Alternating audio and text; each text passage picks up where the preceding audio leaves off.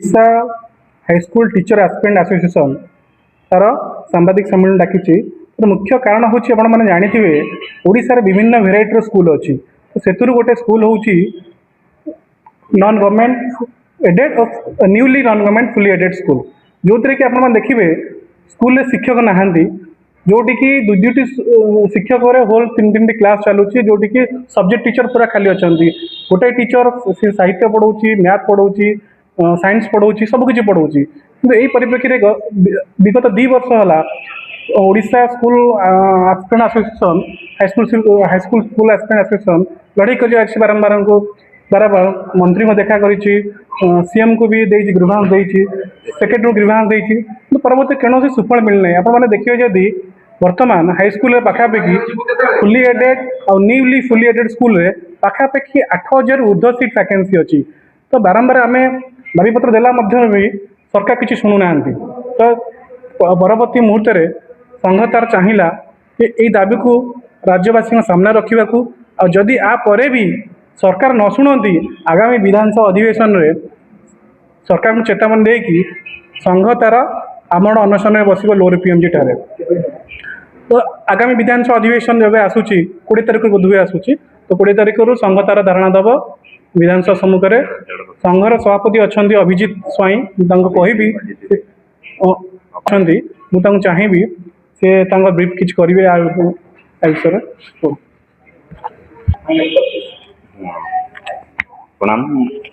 ପ୍ରଣାମ ସାମ୍ବାଦିକ ମହାଶୟ। ମୁଁ ସଂଘର ସଭାପତି ଓଡ଼ିଶା ହାଇସ୍କୁଲ ଆସୋସିଏସନର ସଂଘର ସଭାପତି ରୂପେ ମୁଁ ମୋର ବକ୍ତବ୍ୟ ଆରମ୍ଭ କରୁଛି।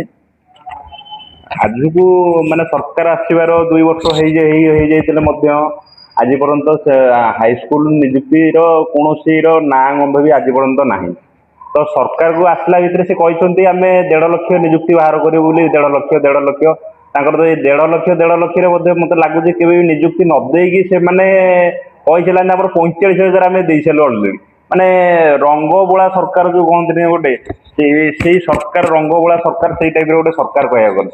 ତ ଆସ୍ପିରାଣ୍ଟ ମାନେ ନିଯୁକ୍ତି ମେଳା ଆଜି ପର୍ଯ୍ୟନ୍ତ କହିଛନ୍ତି 45,000 କହୁଛନ୍ତି ଆମେ ଦେଇଦେଇଛୁ। ଆଜି ପର୍ଯ୍ୟନ୍ତ ଆପଣ ସମସ୍ତେ ଜାଣିଥିବେ, ଓଡ଼ିଶାବାସୀ ଜାଣିଥିବେ, ଅବଗତ ଥିବେ, 4.5 କୋଟି ଓଡ଼ିଆବାସୀ ଅବଗତ ଥିବେ ଯେ କି କହିଛନ୍ତି ଯୋଉ 1.5 ଲକ୍ଷ ନିଯୁକ୍ତି ଦେବେ ବୋଲି 2 ବର୍ଷ ସରକାର ଭିତରେ ଆଜି ପର୍ଯ୍ୟନ୍ତ ଗୋଟେ ବି ନିଯୁକ୍ତି ପୂରଣ କରିନାହାନ୍ତି, କି ନିଯୁକ୍ତିର ନୋଟିଫିକେସନ ବି ଆଜି ପର୍ଯ୍ୟନ୍ତ ବାହାର କରିନାହାନ୍ତି।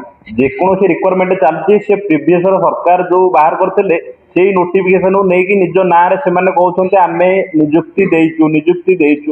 ତମେ ଆଜି ପର୍ଯ୍ୟନ୍ତ କେତେଟା ନିଯୁକ୍ତି ଦେଇଛ ତାର ପ୍ରୁଫ୍ ଦିଅ। କେତେଟା ନିଯୁକ୍ତି ଦେଇଛ ତାର ପ୍ରୁଫ୍ ଦିଅ। ଆପଣ ତ କିଛି ବି ପ୍ରୁଫ୍ ଆପଣଙ୍କ ପାଖରେ ନାହିଁ। ଆପଣ କହୁଛନ୍ତି ଆମେ ଏତେ ଦେଇଛୁ ସେତେ ଦେଇଛୁ, କେତେ କାହିଁ ତମର କୁଆଡେ ଗଲା? ଆପଣ ମୁଖ୍ୟମନ୍ତ୍ରୀ ଜଣେ ମୋହନ ସରକାର, ଆପଣ ମୁଖ୍ୟମନ୍ତ୍ରୀ ଜଣେ ଥିଲେ, ଜଣେ ଥିଲେ ଶିକ୍ଷକ ଥିଲେ। ସେମାନେ ଶିକ୍ଷକ ଯେହେତୁ ଥିଲେ, ମାନେ ଶିକ୍ଷକ ମାନେ ଅସୁବିଧାଟା କଣ ସେମାନେ ଜାଣିଛନ୍ତି।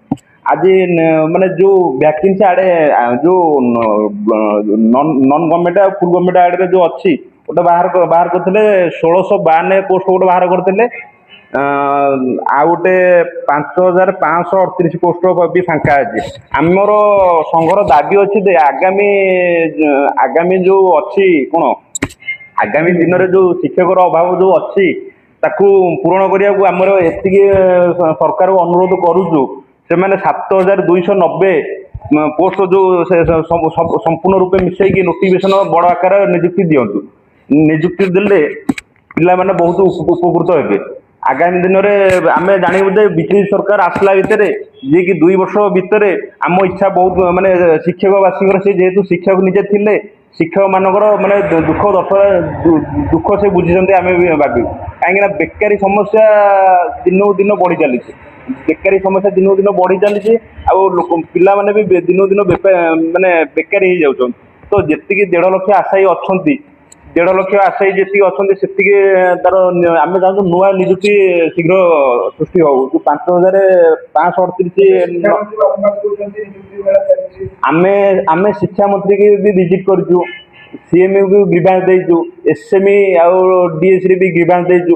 ସବୁଟା ଆମେ ଗ୍ରିଭାନ୍ସ ଦେଲା ପରେ ଆପଣ ଟିକେ ଦେଖିବେ ଏ ଯୋଉ ନିଯୁକ୍ତି ସବୁ ଚାଲିଛି ଏ ସରକାର ନୁହଁ, ବିଗତ ସରକାର ବିଜୁ ସରକାର ଥିଲା 2024 ମସିହା ଯାଏଁ, ସେ ସରକାର ସମୟରେ ଯୋଉ ସବୁ ନିଯୁକ୍ତି ଆଡଭର୍ଟାଇଜମେଣ୍ଟ ହେଇଥିଲା ଆଉ ଯୋଉ ପୋଷ୍ଟ ସବୁ ସାଂସନ ହେଇଥିଲା केवल से पोस्ट एमाने नियुक्ति पत्र बांटुଛନ୍ତି एमानकर 2 वर्षर सरकार भितर एमाने गोटाए भी नियुक्ति काढ़ी नाहांती एमाने खाली डिंडिम पिटुଛନ୍ତି आम नियुक्ति पत्र बांटिलु कि एमानु जब पचरा जाए एमानक जो एडवर्टाइजमेंट होगी जो नियुक्ति पत्र बांटुଛନ୍ତି ये सब जाक 2024 मसीहार तो आम ये प्रश्न करूँ माननीय मुख्यमंत्री की आपड़ जो कहते आम 2 वर्ष भर एत नियुक्ति देचु आपड़ केते नियुक्ति काढ़ी आपड़ केवल रंग बोली आपड़ केवल नियुक्ति पत्र बांटी आम दाबी करुचु यथाशीघ्र आपण ये 7290 पोस्ट बाहर न करती आगामी विधानसभा अधिवेशन समय ओडिशा हाईस्कूल शिक्षक आशायी संघ तार उचित जवाब दब और